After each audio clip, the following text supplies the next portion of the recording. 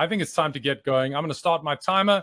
We've got 30 minutes to look at stranger danger, online contact, how to help your child and manage it. Guys, I had very mixed emotions in the lead up to this webinar. Of course, I'm excited because I love to do this work. I love to talk to you about what's going on in your children's digital world, but I'm heartbroken. And you will soon be on the same page when you look at the statistics, when you start realizing the realities of what our kids are facing. So when we look at the poll, 18% of parents know for sure that their child has been contacted by a stranger online. 39% say no, but 41% I don't know. And that is what we're dealing with today, guys. I don't know. And I don't know is not going to be enough to keep your child safe. So I want to welcome you all, guys, here to this wonderful webinar. My name, of course, is Josh Ramsey from Be In Touch, and together with my co-founder, Kate Farina, who is in the chat as we speak, we are family digital wellness activists. And what that means is that parents today are growing up and we have an extra job that our parents didn't. Online parenting, guiding and mentoring our kids as they go and as they live online. So guys, we really want to be using that chat. Kate is going to be there sending you links, sending you information that you need. We understand that posting a question that is sensitive is a hard thing to do, and your name does pop up on that, so be aware of that. If that is the case, send me a direct message. All you got to do is go to the bottom of the chat where it says to everyone, just click on to admin, and then only I will see that message, and I will not share your name to share that question. Another reason is some of our kids are on platforms that they are not age appropriately should be on, and you don't want to be, outing your kids and snitching on them. So that's okay. Again, just send me a personal message. So the public is for public questions that you're okay with people asking about, where are the resources, links, how do I get to the information hub, all that kind of stuff. Okay, so thank you so much, everyone, for being with us. It is just such a wonderful thing to be partnered with Discovery Health. And you can find out more information on the Discovery Health Mental Health Information Hub. You scroll down there, you got a wealth of resources, webinars, blogs, articles, recordings. The recording for this webinar, if you missed it, will be there, so direct people there. And of course, at the bottom of that page, if you click that Be In Touch logo, you're going to go through to the Be In Touch Discovery home of digital well-being resources, events, all sorts of good information. So that's specific assistance in the digital well-being space. So guys, we have a very serious topic today, and we're going to be talking to an amazing guy called Luke Lamprecht, and I'll intro him in just a moment. But I want to run two more polls before we get into the next slide, where we're going to cover the statistics of stranger contact and what we can do about it. The first poll is going to be this one. It's in the chat right now. What percentage of kids have been contacted by a stranger online? So in the lead up, we asked some of you, has your child been contacted by a stranger online? And 18% said yes, 41% said no. So let's find out what you think about the actual percentages of children that have been contacted by a stranger online. Of course, we don't know. Not all stranger contact is a very negative experience. It can be a friend from another school, but it may very well not be. So we're going to be dealing with that in just a moment. I'm going to close that poll so that we can move on to the second one. And just looking at this, 18% say 0 to 25, 20% say up to 50%, 36% say up to the 75%.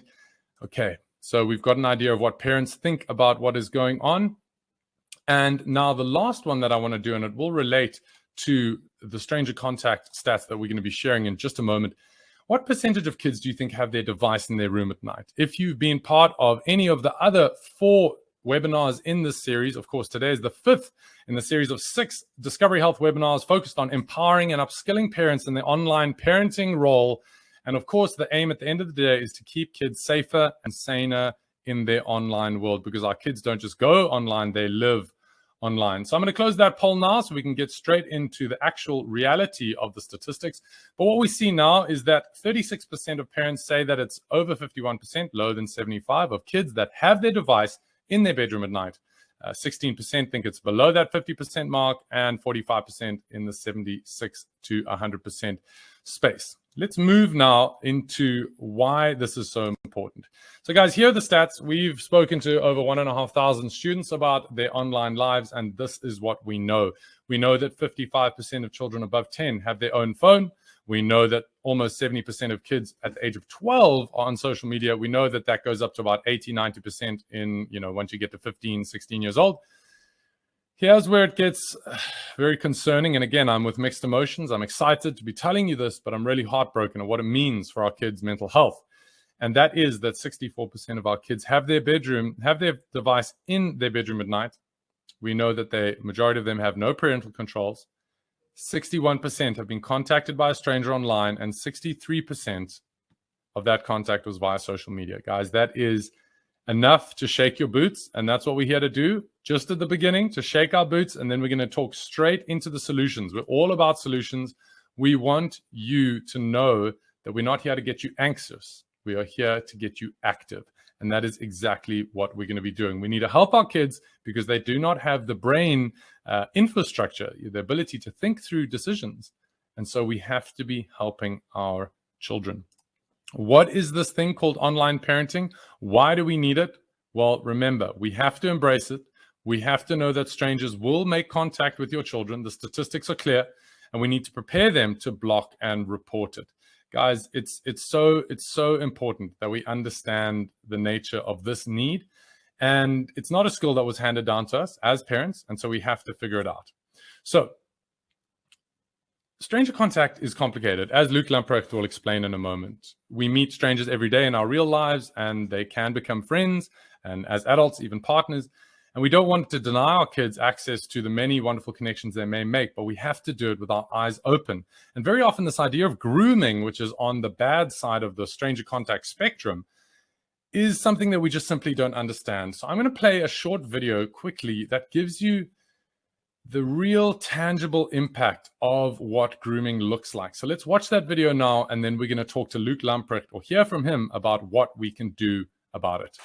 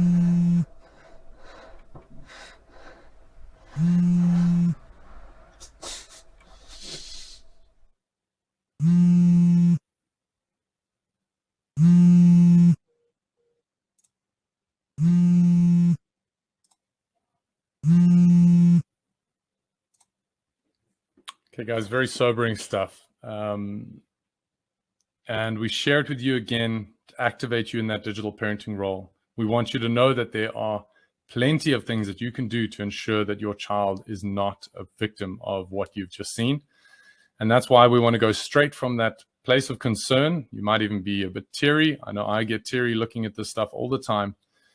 It's a very serious topic. Unfortunately, we have the resources to fight for our kids and on their behalf. So I want to talk to you about Luke Lamprecht. He's a child protection and development specialist with over 26 years of experience. He's worked in all sorts of organizations, La Fica La Pedoso, Fodiso, Art Therapy Center, Teddy Bear Clinic for Abused Children.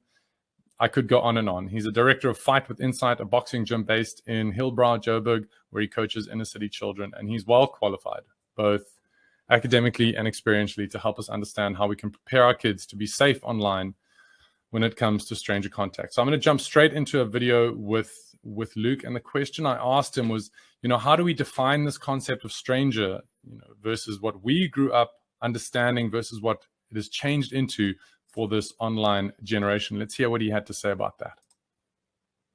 It's extremely important, because I think what has happened with online life is that the concept of who is a stranger has changed dramatically.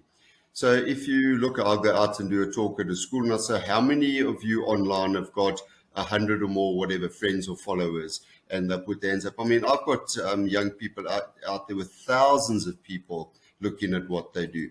So the idea that someone is a stranger has become almost foreign to young people, whereas previously we'd know exactly who a stranger is, or we get a bad feeling about them. So the idea that we educate our children about what a modern stranger is really important. And really a modern stranger is someone you have never met in the real world. So if they are not someone you can have a sort of a physical picture of in the world, so in other words, where you've met them, locate them in the real world, you've actually seen them, they're flesh and blood creatures, they are strangers. Because lying behind that so-called friend or follower on Facebook is a lot of often boosts to children's self-esteem. So if we look at the grooming process, what happens is you got someone, oh, you look really beautiful, or oh, that's a wonderful post, or if the young person is struggling, kind of coming in and saying, no, I can really help you. So there's a sense that they're online as a part of a child's broader sense of belonging and social group. And what they need to recognize is that unless they can locate them in the world, they are a stranger. And as a result, what they tell them, what they send them, what they receive from them, what they open that has been sent to them, must all be treated with great caution.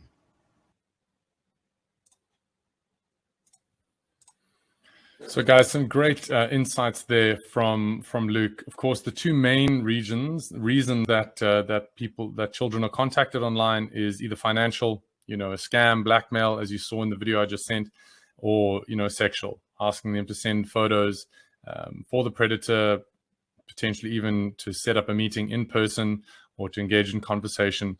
And guys, online grooming is one of the biggest risks for our kids to deal with as they go online. As you see, stranger contact online is completely normalized. So we need to move our children into that space of knowing what to do. We have to understand that this happens very, very slowly. And it's happened to people in my own life. A very close friend of mine's son just recently was sent a series of innocuous messages, but you could see where it was going. So we need to understand that the online predators can lie about their age, name, gender. There's that meme of a dog on a computer and the caption, they never know who you are online. And grooming is when an adult forges a relationship with a child by filling the needs that the child has. And this is an important one as well, is that if your child is having all their emotional, their connection, their social needs met in a healthy way, and they're getting the ability to practice critical thinking, they're not going to be as likely to fall prey. So we're going to keep going with talking to Luke, and he's going to answer the question now, where do you see online stranger contact and grooming happening in the online world? So the most frequent one is WhatsApp. Okay, so that's why if you've got WhatsApp and your child is communicating with coaches and teachers, especially under lockdown, needs to be a group, there needs to be an admin, there needs to be a parent present, should not be individual. The others are things like Discord in gaming. So there's a lot of stuff happening in Discord. We've seen a lot in Snapchat. Snapchat, because of the nature of Snapchat, obviously lends itself to to grooming. We see I've had quite a lot on Instagram where there's guys pretending to be 17-year-old boys, but they're actually 50-year-old men asking girls for pictures. They send them, they then blackmail them, etc. And then obviously Facebook isn't as widely used by the younger population. So it's social media, messaging platforms, and gaming communication platforms like Discord. So guys, it's not the dark web. It's not some chat room. It is happening on our platforms.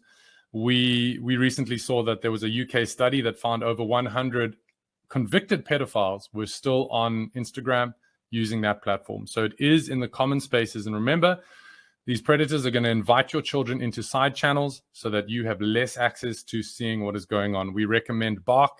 It is an incredible piece of algorithmic software that monitors your child's social media accounts to keep an eye on this, because you need digital sensors in the digital landscape.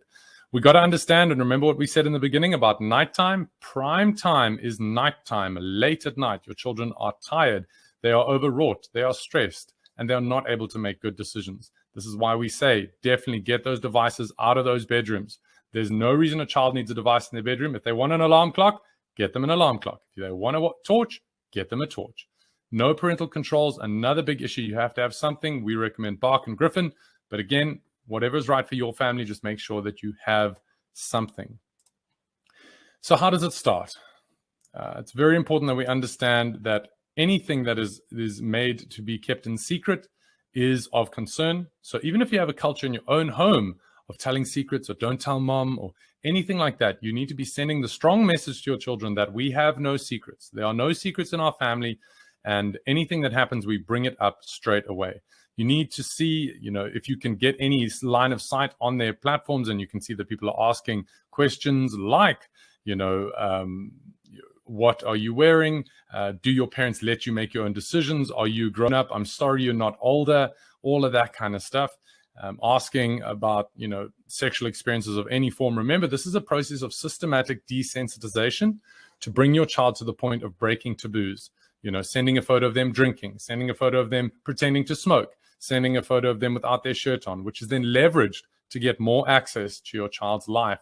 And then that is when the manipulation happens. Okay, so guys, we're going to keep going. What do we do? How can we prepare our kids? Let's hear what Luke has to say.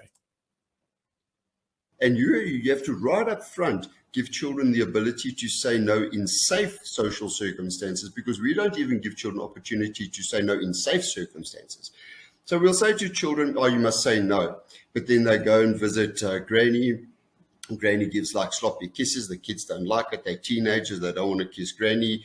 Mom freaks out because it's dad's mom, and going to say that, the daughter-in-law has raised a disrespectful boy, and you better, now she looks like a bad mom, to her mom-in-law, you better kiss your granny because it's disrespectful. So we override them saying no to us.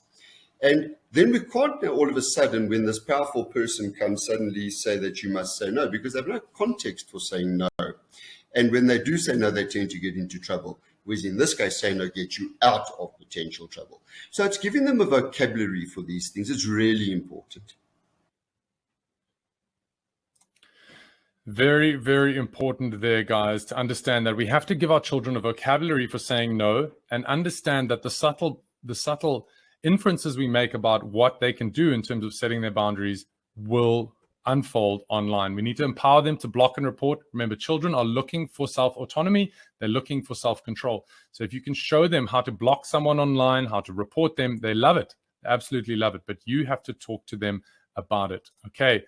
You need to teach your children to protect themselves, to look out for those dodgy questions, to prepare the responses that they're going to be answering with. How do we keep them safe without cutting off their access to the many good, strangers that they may encounter? It's not that easy.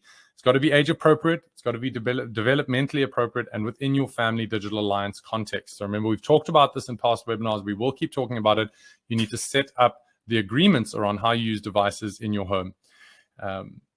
Again, those questions that you need to be aware of, anything like you are so mature, you're so grown up, you look older than your age, whatever the case is. And you need to help them prepare responses so that they can respond to those kind of questions. They need to understand what personal information is and why it needs to be kept private, and how you never meet anyone in person, just like you wouldn't go and meet someone in person that your parents haven't met. They can only meet someone in person that you are with them or you know them. Okay, so you need to be monitoring what they're doing and keeping them safe very actively. So guys, what are the signs? What are the signs of that this may be happening to your child? Secrecy, number one, that they are not talking to you about who they are talking to online. If they're preoccupied or distracted, if they're very withdrawn. I mean, obviously I'm mentioning a lot of general teen malaise over here, but your gut, you need to be trusting your gut. And a big red flag is if you say, let's do a little social media break for a week. And if they really push back hard on that, and there's a visible like fear response, that's because they may be in a relationship where they're having to send stuff and they don't know what to do. They don't know how to. If they don't show up for a week, those photos might be released. So definitely help them to make those decisions. Help them to set up those boundaries. Okay, so how do parents distinguish between what is normal teen angst and then what is the kind of stuff that we should be really concerned about? We asked Luke for his opinion, and this is what he had to say. Keep your eye on your children, because your eyes and your ears are your greatest tools, and your relationship with your children is the greatest tool. Be curious about what the world they're occupying in the real world. Be curious about their online world, because if they disappear into that world and they get lost, getting them out is like, going down the rabbit hole. Sometimes they've gone down so far, it's very scary to drag them out. So prevention is better than cure. Okay, guys, you heard it from Luke. Prevention is better than cure. And it's very important that you approach your children in the appropriate way as you talk to them about this. Remember, your child is not bad. Doesn't matter how bad the situation has got. You do not want your child to think of themselves as bad. You need to keep focused on the situation. That is what is bad, and that is what we're trying to solve. A big one of the biggest reasons that children don't talk to their parents about online misuse or online harm is because they think that their parents will take away their device forever and it'll be the death of their social status. We have to understand that this is important to kids, and you can talk to your child and say, I'm not going to take away your device forever. Sorry, not together. We're not going to take away your device forever, but we have to do something about this together. An important one is just talk to your child with the truth. You don't have to know all the answers as parents. You can just say, we watched a webinar and we're concerned about your safety. Let's talk about how we can keep you safer. Reassuring your child, if this is something that you think is happening, you've got to trust your gut. Reassure your child that you love them and support them. Take the device. You need to collect facts before you block that number. Take screenshots, get voice notes, get videos, anything you need to do to escalate to your school or to the authorities. And then make sure that you do that you report this person and that they are prosecuted, because the average online groomer has 250 victims. 250 victims. If it's happening to your child, it's happening somewhere else. Okay, guys, it's been a really heavy conversation point. We want to keep focused on solutions, and we've got our top tech tips. These are 6 suggestions that we really think are important. And if it feels overwhelming, just know that you just have to start. Take the first step. We need to agree on family tech rules. That's the Digital Family Alliance. You can check it out in the Discovery Health Mental Health Hub. Kate will post a link so that you can go and look at that resource and have that conversation with your family. You need to be talking to your child. Ask better questions. Ask them what they have seen online that's really crazy. Ask them, can you teach me how Instagram's privacy settings work? Can you teach me how we can make you safer on Discord? Make it something that you're doing together. Install parental controls. Absolute no-brainer. Bark is our preferred one. It does more than anything else, in our opinion, and we review these things all the time. We do get a small affiliation to that fee, but it is not enough to sway our opinion. They really protect over 6 million kids in the US, and they're amazing. And they've just launched in South Africa, which is great. Get devices out of those rooms. There's no reason they need to be there. Maybe even think about yourself. Maybe you don't need your device in your room as well. Keep checking in and checking up. And I'm going to launch one last poll before we use the little time we have left to answer any specific questions. But I want to know what is going to be the first step that you as a parent are going to be taking given this webinar that we've just explored tonight. You probably will do all of the tips. You need to do all of the tips. But which one will you do first? Just to see what 156 parents today on the 2nd of February, Wednesday 2022, are going to be doing to keep our children safer online. So I'm going to give that poll 1 or 2 more seconds. We've got just a few more minutes of time together. So let's end that poll and see what we have to say. 36% getting those parental controls, fantastic. A third of you going straight into making those tech rules, fantastic. Getting those devices out of your bedrooms, awesome. And checking in, checking up, that is what we want to be doing. Guys, I've got one last video that I want to share with you, and it is a little tongue-in-cheek because, it is an opinion that Luke has, and I actually agree with him. But remember this final tip from Luke. Let's see what he has to say. You are not your children's friends. First of all, what does an adult want a child or a teenager as a friends for? You must get your own friends, and your children must have their own friends. You're not running a popularity contest. Having a child is like having your heart walk around outside your body for the rest of your life. It will get trampled on, but you are there to make sure your children do the right things, not the things that are easy. You are there to help your child do the right things, not the things that are easy. We definitely need to be doing more for our kids to protect them online, and we can do more. We can do more, and with the support of Be in Touch and Discovery, we've tried to make that as simple as possible. We are here to support you. You can reach out to us via our website. You can check out the Discovery Health Mental Health Hub, where all of this information is stored. And if it isn't your flavor, it's not your language, you don't like how it's presented, that's fine. Google it. There are 1,000,001 videos on exactly the problem that you're trying to solve to keep your children safer and saner online. Be sure to sign up to the Be in Touch newsletter for discounts on Bark, access to the Griffin router, latest trends, and more to help you be an awesome, aware online parent. We will also send over to you the 8 Steps to Family Digital Wellness, which is also available on the Discovery Health Mental Health Hub. So please be sure to check those out. We have just a few more moments. And of course, we have one last webinar, guys. This is the last chance to join a Discovery Health webinar in this season of webinars. And of course, it is about gaming, a very important topic that we need to talk about.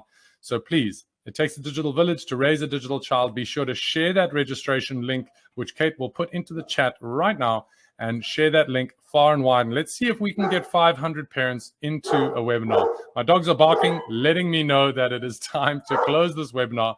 But before we do, we're going to be answering as many questions as we can. Just telling the dogs to please be quiet. Unfortunately, they have started barking. This is the online life we live. Some people are unable to attend webinars. They don't want to miss them. Of course, the recording is available on the Discovery Health Mental Health Hub. And Luke's surname is Lamprecht. That is his surname, and he is a fantastic guy. Definitely check him out. His website is available and a wealth of resources. The discount promo code, yes, you will get that on the link that we send you. You can just click on that and go through our page, and you'll get 10% off Bark for life, which is fantastic. Any other questions before we say a very big thank you? I want to just ask you guys, if you can, go and leave us a review on Facebook. That's beintouch.org.za on Facebook. And you can go and check out what we do there and just leave us a review. I see that Kate has put the link there. It really helps us to normalize the need that parents all have to talk about these conversations. So thank you, guys. Thank you so much. Awesome to hear that it was an awesome webinar and very insightful. Really appreciate your support. Thank you, everyone. And we look forward to next week, where we'll be unpacking gaming and gaming platforms and how not to lose your children in that black hole of gaming. Thank you so much for joining us today, and have a wonderful rest of the day.